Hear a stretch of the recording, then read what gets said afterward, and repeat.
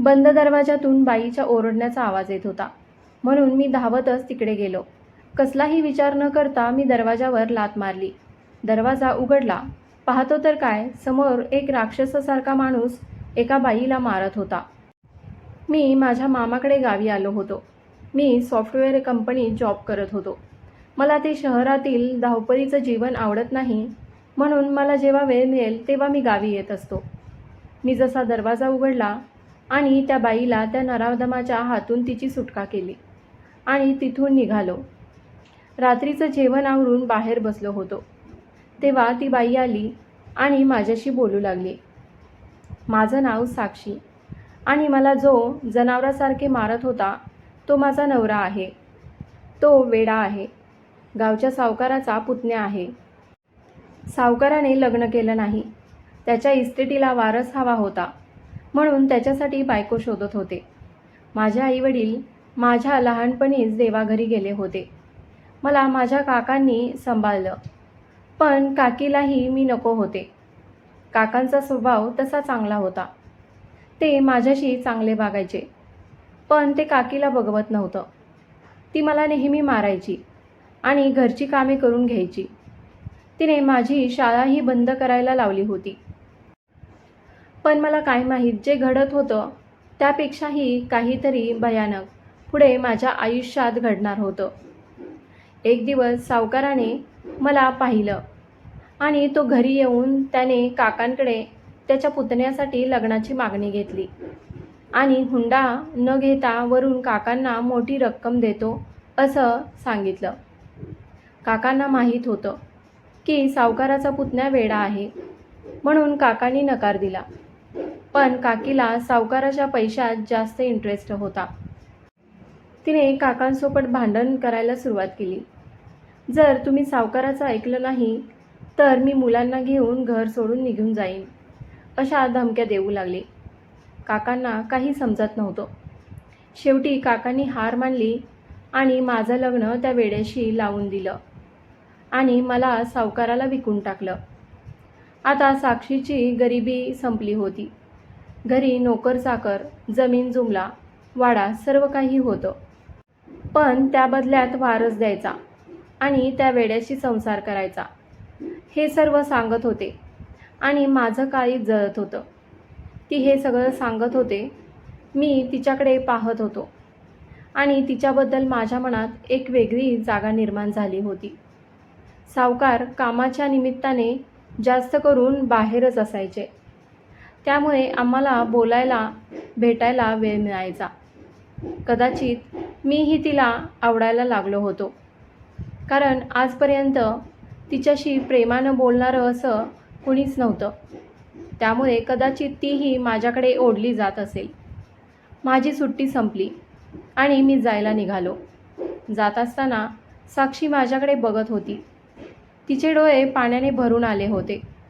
माझा पाय तिथून निघतच नव्हता, पण माझा नाईलाज होता. मी शहरात पोचलो, पण काही केल्या माझं मन कामात लागत नव्हतं.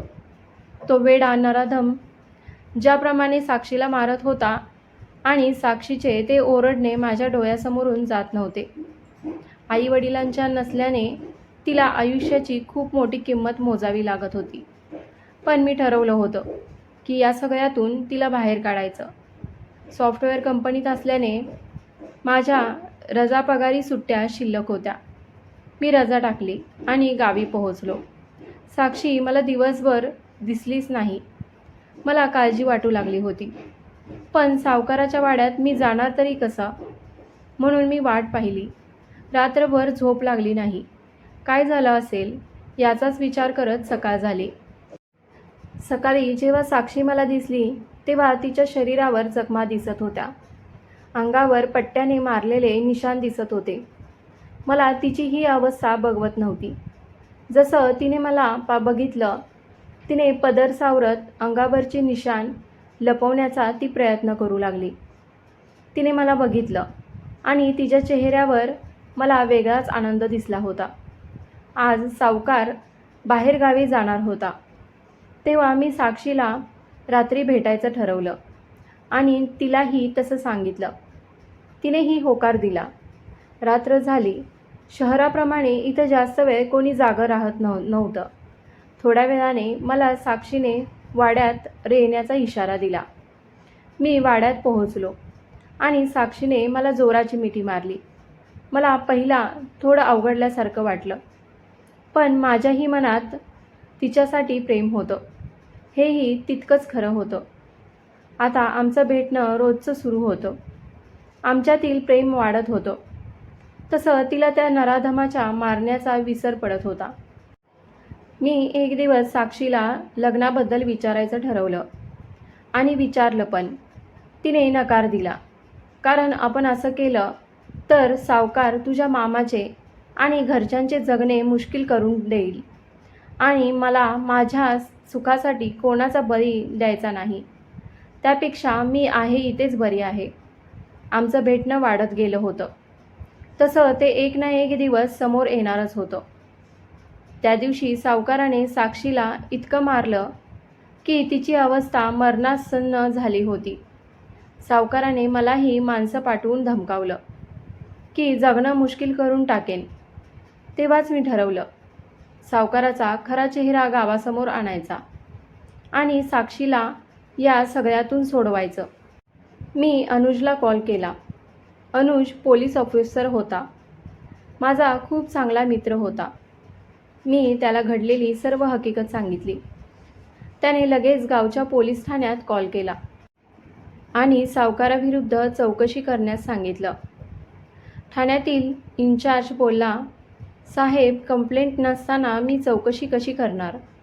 तेव्हा मी सांगितलं की मी तक्रार करण्यास तयार आहे आणि सावकाराने मला जीवे मारण्याची धमकी दिली होती. माझ्या तक्रारीच्या आधारावर त्यांनी सावकाराला अटक केली, पण साक्षी त्याच्याविरुद्ध जबाब द्यायला तयार नव्हती. तिला अजूनही सावकाराची भीती वाटत होती. तेव्हा मी तिला धीर देत तिला जे काही घडलं ते सांगायला लावलं. तिने सगळी हकीकत सांगितली. तेव्हा कोर्टाने सावकाराला शिक्षा सुनावली आणि त्याच्या वेड्या पुतण्याला मेंटल हॉस्पिटलमध्ये पाठवलं आणि त्यांचं लग्न जबरदस्तीने लावण्यात आलं होतं, म्हणून कोर्टाने या लग्नाला मंजुरी दिली नाही. साक्षी धावत माझ्याकडे आली आणि तिने मला घट्ट मिठी मारली आणि जोरजोरात रडू लागली. मी तिला शांत केलं आणि तिला लग्नासाठी विचारलं आणि तिने सुद्धा मला होकार दिला. गावात माझ्या या धाडसाचं कौतुक होत होतं, कारण सावकाराने गावकऱ्यांनाही खूप त्रास दिला होता. आम्ही दोघांनीही गावातच लग्न केलं आणि शहरात घेऊन आलो. माझ्या घरच्यांनीही तिला मोठ्या मनाने आपलं मानलं.